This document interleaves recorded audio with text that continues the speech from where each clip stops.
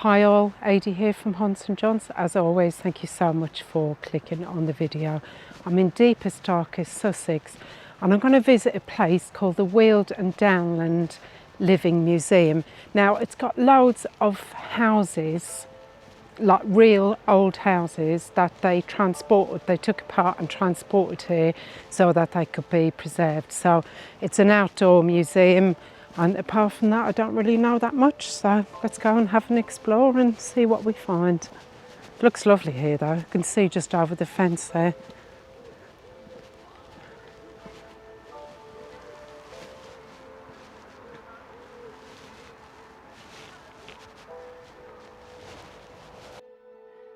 So by the way, before we carry on much further, I'm just going to mention that this video is a little bit different from what I normally do because the Weald Downland Living Museum is such a huge site. It has more than 50 historic buildings and they're spread across the grounds. Now, if I stopped to talk in detail about every single one, we'd probably be here all day. So instead, before entering each building, I'm going to show you the information board that's displayed, and if there's a particular building that interests you, feel free to pause the video and read through the details at your own pace. I thought this might be a better way of doing things for a place like this because it'll allow you to take in the buildings themselves without me constantly talking over everything, while still giving you access to all the information if you'd like it. So while I'm wandering around, I thought I'll give you a little bit of background about the museum itself because it's such a fascinating place and there's a remarkable story behind it.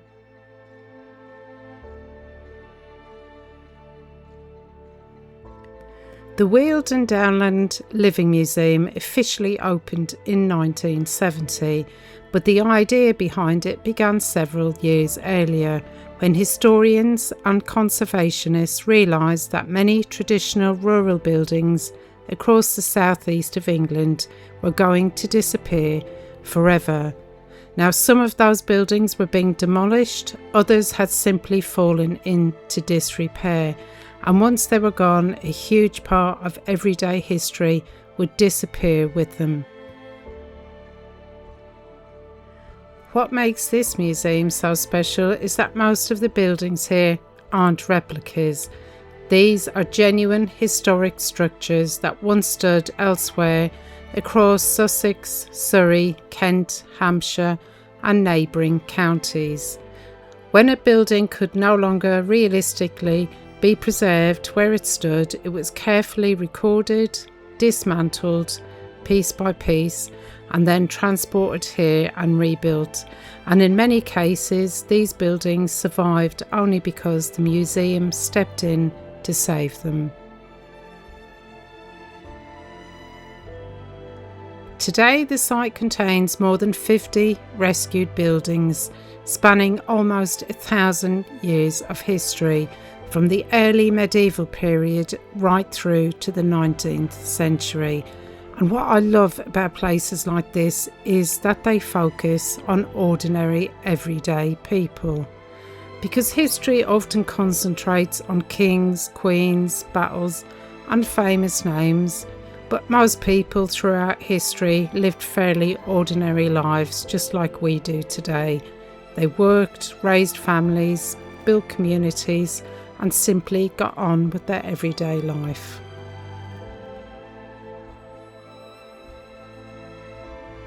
The houses, workshops, barns and farm buildings here tell those people's stories. They're the places where real people spent their everyday lives, and in many ways that makes them just as interesting, if not so more interesting, I think, as any castle, royalty or stately home.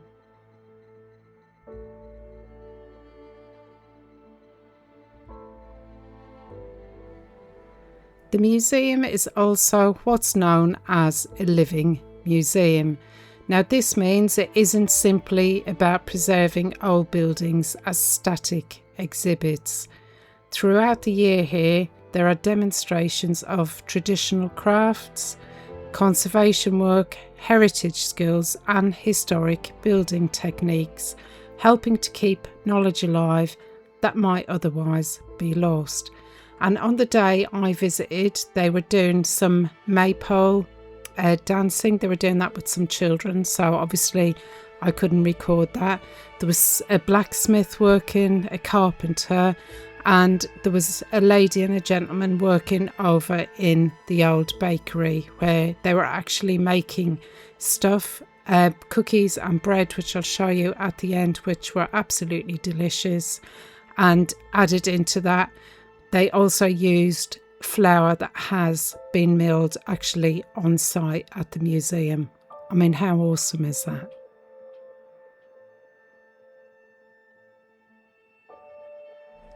Many viewers may also recognise parts of the museum from television, and perhaps it's best known nowadays as the home of the repair shop, which is filmed in one of the museum's historic barns. I've not watched it myself. I'm not even sure what channel it's on, but I do know it's very popular here in the UK. And of course, with so many ancient buildings gathered here together in one place, it won't surprise you to learn that the museum has attracted its fair share of ghost stories over the years.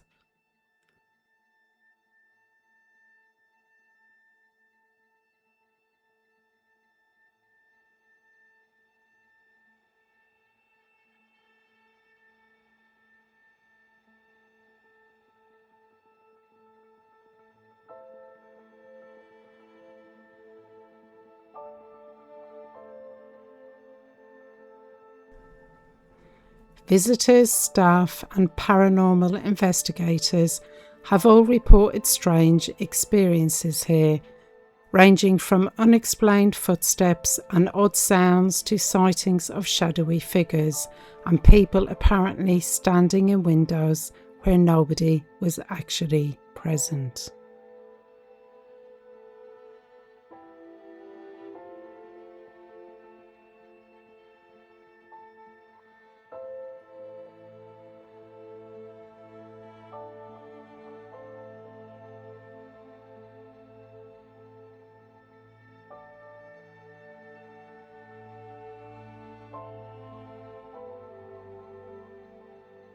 It was lovely to see this bell frame from a church in West Sussex, St Mary's of Stoughton, because as you know, I visit a lot of churches and you can never get to see the bells up close.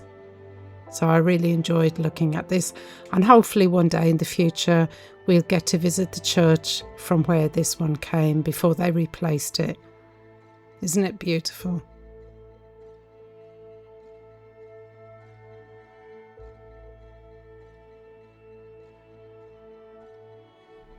Going back to the ghost stories, this site was even featured on the TV programme Most Haunted. Now, investigators explored reports of mysterious activity here, and that was connected to several of the historic buildings here. Now, whether you believe any of that or not is entirely up to you. I mean, maybe it's the atmosphere created by centuries-old buildings, maybe it's imagination, or maybe there really are a few former residents who never quite moved out. Whatever the explanation for those stories, it certainly adds another layer of mystery to a place that's already packed with so much history. Anyway, that's enough of me talking. I'll leave the information boards on the screen as we go around if anything catches your interest. And if you would like to see another video from here, I may visit the site again later on the year. I'll see how many people watch this and I can film all the buildings that I couldn't get round to see today. As I say, it's an absolute huge site. So anyway, I'm going to shut up now and let you enjoy the rest of the video.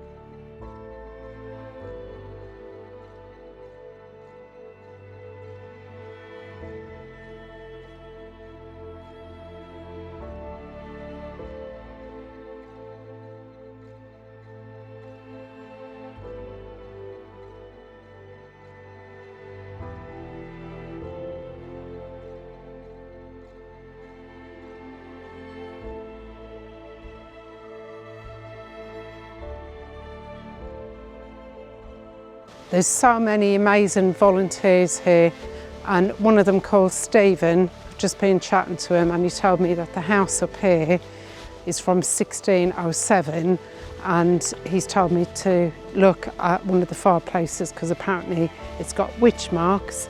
And then if I follow that around, there's some houses from around the time of the Black Death. He called them the Black Death houses. So this place is massive. It's much bigger than I thought it was going to be. So yeah, let's go and find the witch marks.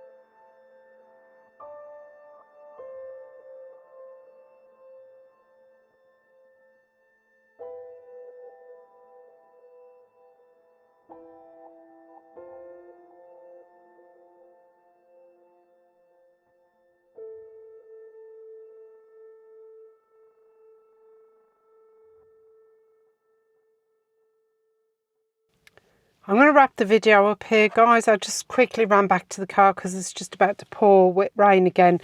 Wasn't that really interesting? It is absolutely huge. It's an awful lot bigger than I thought it was going to be. So obviously I'm not going to show you everything because this vlog would be about 4 hours long. But what I did get in that bakery, where that's used to be a Newdigate, I believe, but they were actually making things. So this is an oat cookie.